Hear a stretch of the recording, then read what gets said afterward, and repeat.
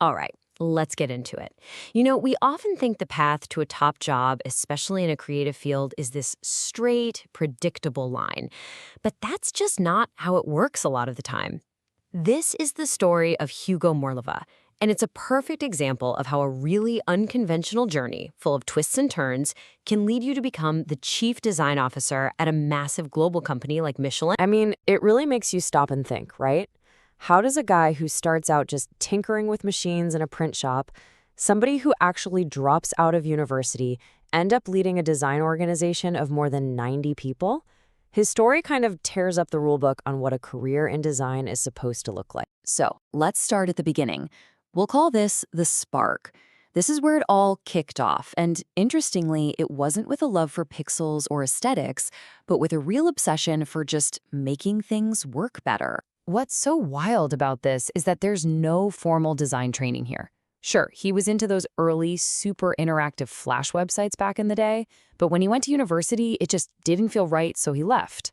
He ends up in this small print shop, and he's not just running off copies. No, he's looking at the whole system, figuring out how to make it faster, and even creates this emergency print service for students who left things to the last minute.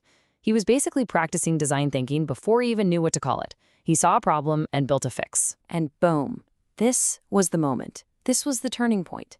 While he's printing out all these projects for actual professional designers, something just clicks. He sees the beautiful, slick, effective work they're creating, and suddenly it's not just about improving a process anymore. A whole new fire gets lit. He realizes, I don't just want to service these people, I want to be one of them.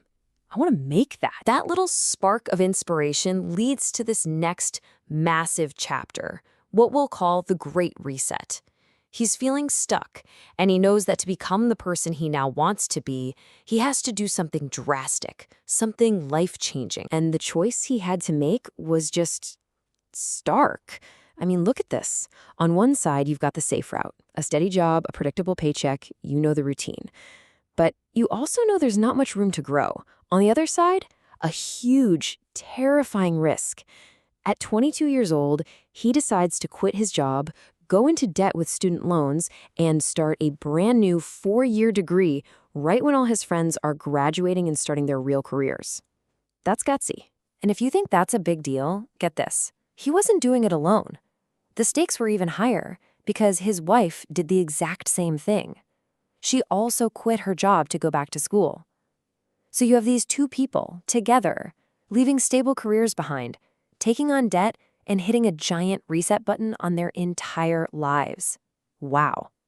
That's not just a risk. That's a profound statement of belief in a different kind of future. So you take this massive leap of faith. And what happens next? Well, that leads us to this chapter, a serendipitous start. This is where his path into a corporate giant like Michelin happens, and it is anything but conventional. It's almost like a movie script. You honestly can't make this stuff up. It all starts with a simple school project. He's talking about it with a friend. The friend says, oh, my dad might be able to help, and connects them for a small freelance gig. Then, in this crazy twist of fate, that same dad gets hired as the new chief digital officer at Michelin. 6 months go by, the phone rings, and it's an offer for an internship. It's just a perfect reminder that sometimes the biggest moves in your career don't come from a job application, but from a random conversation, from your network, and from pure dumb luck. Okay, so he's in the door. Now comes the real test, building a global team. He's tasked with creating a modern design function inside this 130-year-old company, basically from nothing, from scratch all the way to scale. And when he got his chance, he didn't just ask for a fancy title or a corner office. No, he asked for real power. He asked for carte blanche. That's French for a blank check, complete freedom. He said, let me decide the org structure, let me pick the tools, let me define how we work.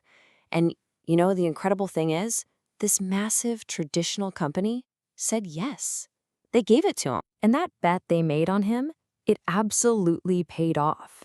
He started with just a small handful of people, and the core team he managed directly grew from only 5 designers in 2019 to 14 just a few years later. And this isn't just about hiring more people.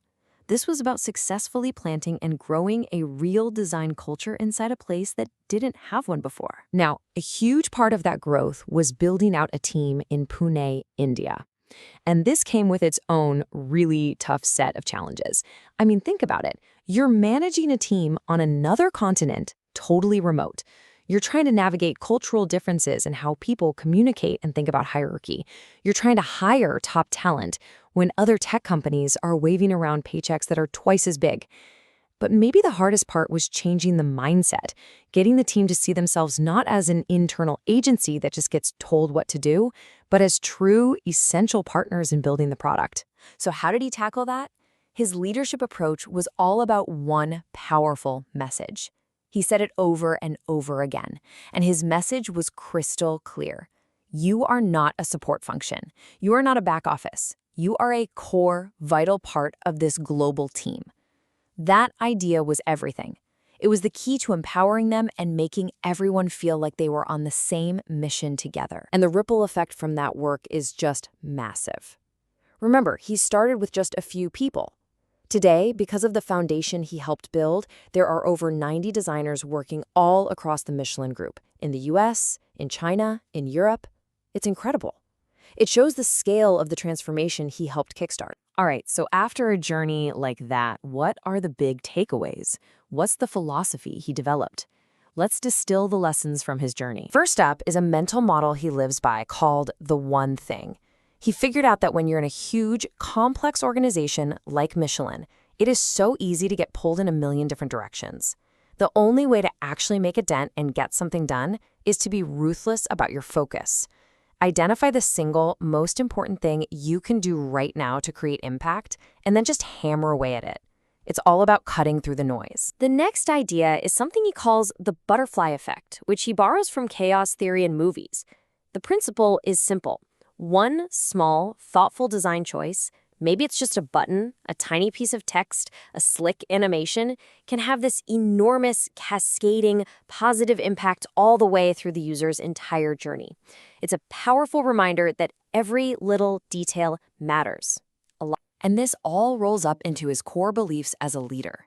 He is convinced that the real power of design doesn't come from one rockstar designer, but from a strong, cohesive team. He believes empathy isn't just for your users. You have to have deep empathy for your developers, your product managers, your marketers. He's always looking 12 to 18 months ahead so that the small things you do today are building towards that bigger vision. And here's a big one. When he's hiring, he's looking for a collaborative spirit, sometimes even prioritizing a great team player over a more senior person who might disrupt the culture. You know, Hugo's story is just such a fantastic reminder that there's no correct path. There's no single playbook for building a meaningful career. His journey was a mix of curiosity, taking really big, calculated risks, and being open to those moments of pure serendipity. And it really makes you think, doesn't it? What's the unconventional path for you? What's the risk, the reset, or that one chance conversation that could lead to your breakthrough?